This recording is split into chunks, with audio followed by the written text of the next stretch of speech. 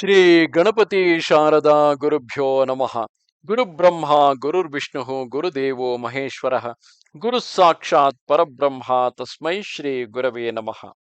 Welcome to all for the English translation of discourses of Swami Sri Brahma Chaithanya Sadguru Gondavalekar Maharaj.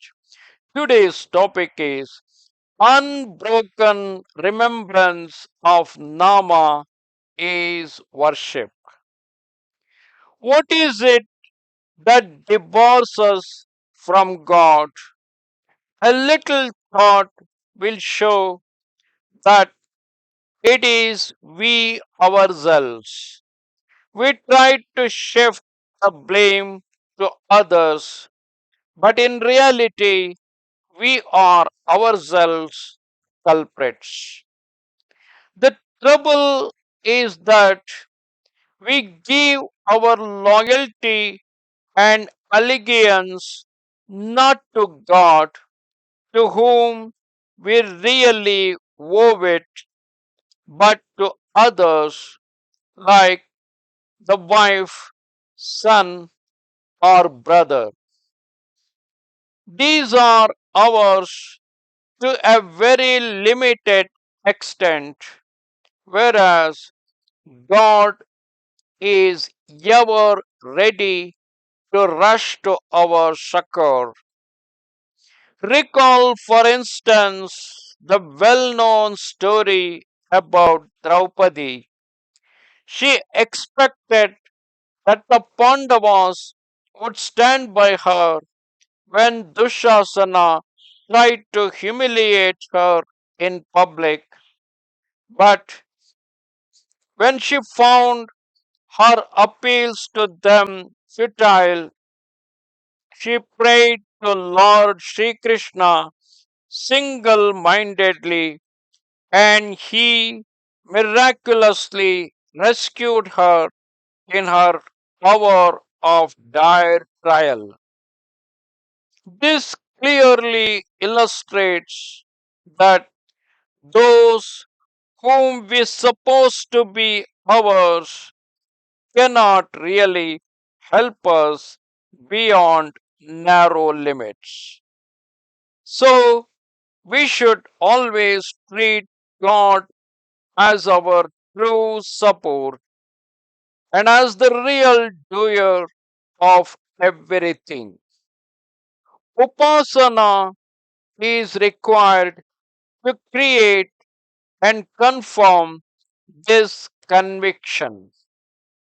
What, after all, is Upasana? It boils down to the abiding conviction that God is ever above us, that He is our sheet anchor. For achieving this, ceaseless namasmarana is the sure means. When we utter a person's name, we recall his form and entire personality. Similarly, uttering Nama is a constant reminder of the presence of God. God is really beyond description, but Lord Sri Krishna has himself said that he is to be seen in his name. It is the aptest description of him. It is the form in which we can visualize him.